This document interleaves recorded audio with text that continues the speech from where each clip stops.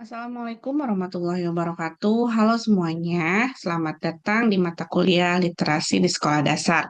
Pada pertemuan kali ini kita akan memasuki materi literasi digital. Nah, di sini kita akan belajar tentang apa sih itu pengertian literasi digital dan komponen apa saja yang ada dalam literasi digital. Nah, yang pertama, kita harus mengetahui tujuan pembelajaran kita pada pertemuan kali ini.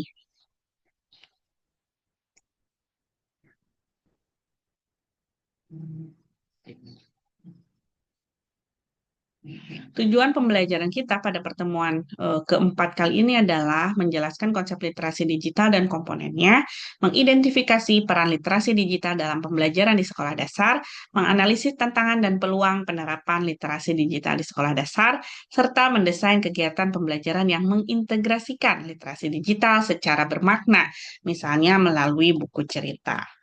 Nah, selanjutnya kita akan masuk ke definisi literasi digital. Apa sih literasi digital ini? Nah, literasi digital adalah kemampuan seorang individu untuk memahami, menggunakan, dan menciptakan informasi menggunakan teknologi digital secara efektif, etis, dan bertanggung jawab. Nah, sebagaimana pada pertemuan selanjutnya kita sudah membahas tentang literasi, dan literasi itu bukan hanya sebatas menulis dan membaca, tetapi memahami isi dari bacaannya tersebut. Nah, begitu juga dengan literasi digital. Kita tidak hanya menggunakan teknologi, tetapi juga harus mampu menggunakannya secara efektif, etis, dan bertanggung jawab. Nah, selanjutnya, tujuannya itu apa sih? Tujuannya itu adalah untuk meningkatkan kemampuan berpikir kritis, kreatif, dan etis dalam penggunaan teknologi, serta mampu mengembangkan kecakapan dasar siswa agar mampu menggunakan teknologi untuk belajar, berkomunikasi, dan berkreasi dengan aman. Nah, selanjutnya, mengapa literasi digital itu penting untuk siswa? Nah, di sini ada beberapa aspek ya. Yang pertama, akses ke informasi. Dengan memahami literasi digital, diharapkan siswa dapat mendapatkan sumber belajar dari seluruh dunia. Jadi tidak terbatas letak geografis, tapi bisa mengakses informasi secara global dan internasional. Nah, selanjutnya, yang kedua adalah pengembangan keterampilan. Untuk apa? Untuk bisa berkolaborasi, berkomunikasi, berkreativitas, dan juga mampu memecahkan masalah. Nah, selanjutnya siswa juga harus memahami keamanan digital. Nah, di sini berfungsi untuk menghindari hoax ya, cyberbullying dan juga penipuan online di mana sekarang sedang marak penipuan online. Nah, selanjutnya juga mempersiapkan siswa untuk masa depan. Nah, pekerjaan di masa depan ini membutuhkan pemahaman teknologi sehingga dengan berliterasi digital, kita dapat memberikan pemahaman kepada siswa untuk bisa menghadapi masa depan dengan menggunakan teknologi yang sesuai seperti itu. Nah, selanjutnya kita masuk ke komponen literasi digital. Menurut UNESCO dan Kemendikbud 2021, apa saja sih komponen literasi digital? Nah, yang pertama ternyata digital skill atau kecakapan teknis. Nah, di sini kita memiliki harapan bahwa siswa itu dapat menggunakan alat digital, mampu mengoperasikan perangkat digital seperti gadget ya, mau tablet, komputer, ataupun internet. Nah, selanjutnya menggunakan aplikasi belajar seperti Google Classroom, Wordwall, Canva, dan lain sebagainya. Nah, sebagaimana yang kita lakukan, sebetulnya kita juga sudah memiliki kecakapan teknis untuk menggunakan misalnya aplikasi belajar atau learning management system yang dimiliki oleh kampus kita, seperti yang kita kenal dengan e-kampus. Selanjutnya, komponen yang kedua adalah tentang information literasi, kecakapan informasi, di mana kita itu harus bisa mencari, memilih, dan menilai kebenaran informasi. Nah, hal ini untuk menghindari hoax dan juga plagiarisme. Nah, jadi walaupun kita mudah memperoleh informasi, tetap kita harus menjunjung tinggi kejujuran dan tanggung jawab ya, menghindari plagiarisme.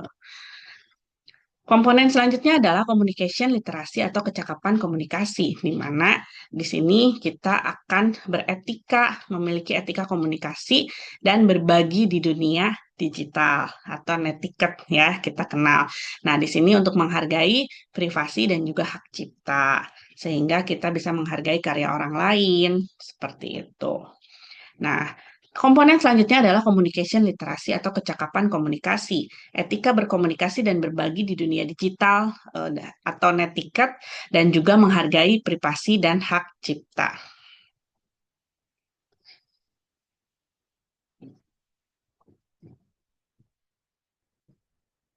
Nah, ini yang selanjutnya ya, safety literasi atau kecakapan keamanan. Nah, di mana di sini kita harus bisa menjaga data pribadi, mengenali cyberbullying, dan juga melaporkannya. Nah, yang selanjutnya adalah komponen digital creativity atau kecakapan kolaborasi, di mana kita harus bisa menggunakan platform digital untuk berkolaborasi dan berkreasi konten, misalnya kita membuat poster, video, dan juga cerita digital, dan membuat produk digital. Ini termasuk kecakapan kolaborasi.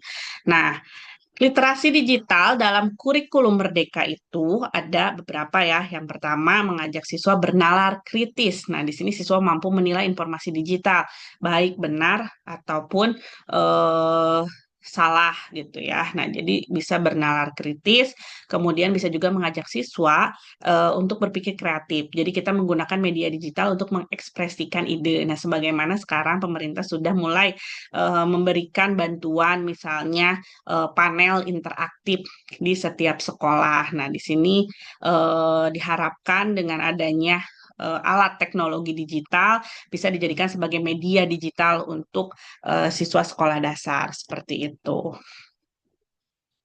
Nah, selanjutnya juga berkebinekaan global. Nah, untuk apa? Untuk memahami interaksi digital lintas budaya. Kemudian mengajak siswa mandiri dan gotong royong memanfaatkan teknologi untuk belajar kolaboratif sehingga tidak belajar secara individu saja, tetapi mengajak siswa sudah untuk dibiasakan belajar berkolaboratif. Selanjutnya, integrasi dalam pembelajaran di sekolah dasar. Ada apa saja sih? Nah, misalnya ada contohnya ya, pengembangan cerita digital, digital storytelling, proyek berbasis project based learning atau PJBL digital. Kemudian ada game edukatif berbasis literasi dan numerasi dan penggunaan platform edukatif seperti Quizzes, Canva, Padlet, learning apps dan sebagainya. Nah, tantangannya apa sih di kalangan siswa? Nah, ternyata siswa itu masih memiliki apa ya pemahaman yang minim tentang keamanan digital. Terus adanya hoax dan informasi palsu yang mudah dipercaya. Terus penggunaan media sosial berlebihan yang berdampak buruk, misalnya pada kesehatan mata, ya, kesehatan mental dan lain sebagainya. Dan juga eh, etika digital yang belum sepenuhnya dipahami. Misalnya masih banyak siswa yang mengetik misalnya komentar sesuka hatinya tanpa memperhatikan etika dan lain sebagainya. Nah, ini masih menjadi tantangan kita sebagai pendidik gitu. Bagaimana cara menjelaskan bahwa literasi digital itu penting agar kita semua terbebas dari hoax dan plagiarisme. Kemudian kita juga memiliki etika gitu ya, baik dalam dunia nyata maupun di dunia maya seperti itu. Nah, selanjutnya, apa sih tantangan literasi digital di sekolah dasar? Nah, ini ya. Di sini yang pertama adalah akses perangkat dan jaringan yang terbatas. Nah, walaupun kita adalah negara yang sangat besar, ternyata masih ada beberapa wilayah terpencil, misalnya wilayah terluar, terpencil, dan terjauh, sulit dijangkau yang masih belum memiliki jaringan internet. Kemudian kesenjangan kemampuan guru dalam TIK dan TIPEK. Nah, di mana tidak dipungkiri bahwa di lapangan masih banyak guru-guru senior ya yang anti teknologi. Jadi adanya kesenjangan, sedangkan guru-guru baru misalnya itu sangat dekat dengan teknologi. Nah, kesenjangan kemampuan ini eh, menjadi sebuah tantangan untuk kita dapat berliterasi digital. Kemudian minimnya kurikulum eksplisit literasi digital di sekolah dasar, ya. Jadi belum ada misalnya kurikulum secara langsung tentang literasi digital di sekolah dasar, tetapi baru secara implisit saja. Nah, seperti itu. Nah, ini menjadi tantangan kita juga ya. Dan yang keempat adalah resiko penyalahgunaan internet dan konten tidak pantas. Misalnya konten-konten dewasa itu masih belum bisa diprotek atau diblokir pemerintah, misalnya seperti itu. Nah, ini masih menjadi tantangan kita sebagai pendidik. Yang terakhir adalah kurangnya keterlibatan orang tua dalam pengawasan digital. Nah, ini yang paling riskan karena misalnya kalau di sekolah bisa dibatasi, misalnya anak tidak boleh membawa laptop, tidak boleh membawa HP misalnya pada hari dan jam tertentu, tapi misalnya di sekolah di rumah, nah itu eh, keterlibatan orang tua ini sangat penting gitu kan. Jadi di sekolah sudah diprotek, tapi kalau di rumah dibebaskan, nah ini menjadi sebuah tantangan bagi para pendidik di Indonesia gitu ya. Gimana cara kita mengedukasi juga kepada pihak keluarga di rumah untuk turut berkolaborasi sama-sama misalnya menerapkan aturan dalam menggunakan internet ataupun gadget. Nah, terus bisa jadi bahan perhatian juga bagi kita ya kalau misalnya di Indonesia itu biasanya anak main gadget sendiri. Nah, tapi misalnya kalau di luar negeri, anak itu bermain gadget misalnya ditemani orang tuanya untuk bermain bersama, belajar bersama. Nah, ini harus kita contoh hal seperti ini. Jadi jangan sampai si siswa ini dibiarkan saja menggunakan gadget sendirian, tetapi harus melibatkan keterlibatan orang tua dalam pengawasan digital, misalnya seperti itu. Nah, selanjutnya tips menggunakan internet dengan aman. Yang pertama adalah jangan membagikan informasi pribadi sembarangan, menggunakan kata sandi yang kuat, terdiri dari huruf besar, huruf kecil, terus ada simbol dan angka juga, ada kombinasi seperti itu ya. Kemudian tetap berhati-hati dengan hoax atau phishing, terus melindungi privasi di media sosial, misalnya auto auto apa eh, keamanan dua faktor gitu ya misalnya, jadi jangan cuman satu aja misalnya, hanya kata kunci misalnya, tetapi tidak pakai misalnya keamanan sidik jari dan lain sebagainya. Nah, ini kita harus mulai protect gitu ya, menggunakan internet dengan aman. Selanjutnya, inovasi. Apa aja sih inovasi literasi digital di sini ya? Ada beberapa contoh inovasinya, misalnya penggunaan learning management system untuk belajar online, atau misalnya seperti kita pakai e-kampus seperti itu ya. Misalnya UT punya e-learning, UT itu universitas terbuka misalnya punya e-learningnya, kita di universitas punya e-kampus gitu kan ya. Terus misalnya di Indonesia punya Spada. Nah, jadi pembelajaran bisa menggunakan learning management system, atau misalnya kalau yang gratisannya bisa pakai Google Classroom seperti itu. Terus gamifikasi, belajar sambil bermain menggunakan aplikasi edukatif, terus workshop keamanan digital, pelatihan khusus untuk siswa bahwa misalnya sama seperti di dunia nyata bahwa dunia digital pun perlu diamankan, perlu dikunci, perlu ada password dan kata sandi seperti itu. Itu harus dikenalkan dan dijelaskan kepada mereka agar mereka lebih protek terhadap akun-akun sosial medianya, misalnya seperti itu. Kemudian kita juga bisa melakukan proyek kolaborasi digital, misalnya dengan Google Workspace, Microsoft Teams, atau misalnya doing project collaboration dengan Canva dan lain sebagainya, seperti itu. Terus aktivitas literasi digital, misalnya membuat presentasi digital, blog atau artikel edukasi, proyek kolaborasi online, membuat PPT bersama, ya, workspace, dan lain sebagainya. Jadi kita bisa bekerja dalam satu file, tapi kitanya bisa mobile dimanapun dan kapanpun kita bisa mengakses misalnya proyek kolaborasinya, seperti itu.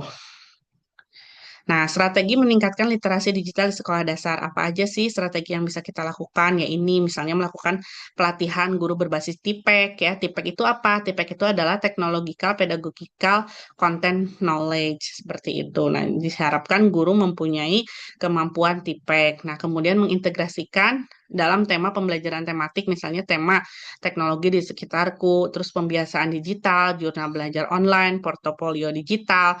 Kemudian kita juga bisa melakukan kolaborasi dengan orang tua untuk literasi digital dari rumah ya.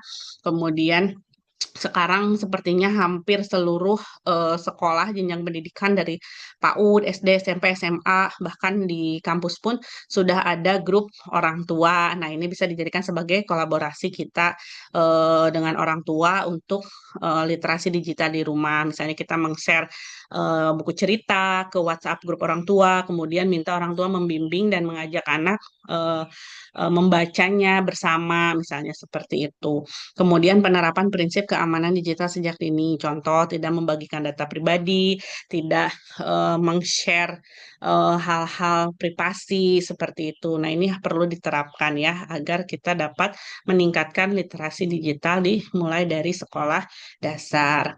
Kemudian konteks literasi digital di sekolah dasar ini eh, menjadi bagian penting ya dalam kompetensi abad ke-21 yang harus ditanamkan sejak dini agar si siswa ini dapat belajar, berkreasi, dan berinteraksi secara aman dalam dunia digital. Nah, di sini ya, misalnya ini ada beberapa contoh kegiatan di kelas 1, 2, 3, 4, 5, 6. Misalnya saya mengambil contoh aku dan teknologi, terus informasi di internet, berita dan fakta, aktivitasnya bisa apa? Bisa siswa mengenal bagian-bagian dari gawai dan fungsinya.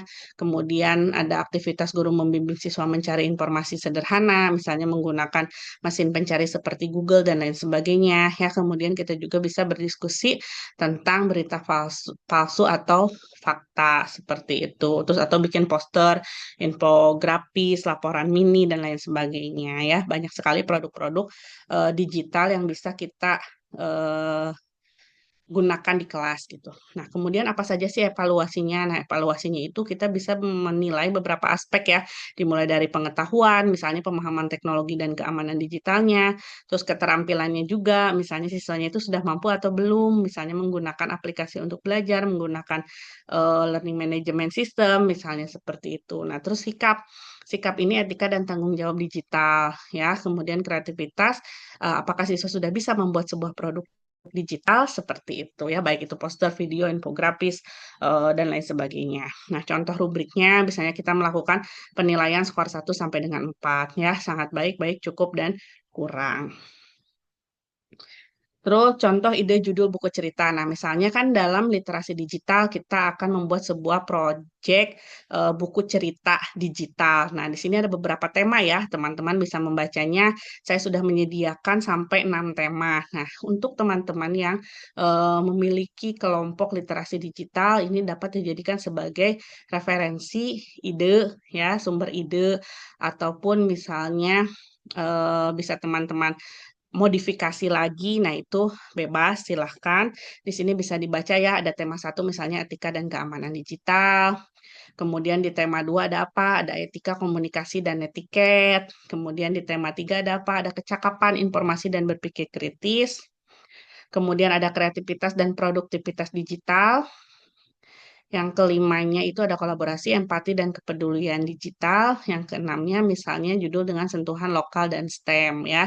Di sini ada beberapa contoh-contoh cerita, misalnya ya judul cerita yang dapat dimodifikasi atau diadaptasi oleh teman-teman dari kelompok literasi digital. Kemudian, nah ini contoh pengembangannya seperti apa. Misalnya tadi kan udah ada 6 tema. Saya memilih salah satu judul dari satu tema ya. Misalnya rahasia kata sandi Fadel. Temanya itu keamanan digital dan privasi. Nah, tokoh utamanya siapa? Ada Fadel, siswa ya harusnya ini siswa kelas 1 SD. Terus ada ibu guru namanya Bu Intan dan sahabatnya Atar. Sinopsisnya gimana? Fadel senang bermain Instagram, tapi suatu hari akunnya diretas karena ia membagikan kata sandinya kepada teman. Dengan bimbingan Bu Intan, Fadel belajar cara membuat kata sandi kuat dan pentingnya menjaga kerahasiaan data pribadi. Pesan moralnya jangan pernah membagikan kata sandi atau data pribadi. Nilai literasi digitalnya apa? Ada digital safety dan digital etik seperti itu. Nah, jadi ini sebagai contoh pengembangan saja ya. Saya ambil satu tema dan satu judul, kemudian saya tentukan tokoh utamanya, kemudian ada sinopsisnya, ya, ada pesan moralnya juga. Nah, ini bisa menjadi apa bahan referensi untuk teman-teman.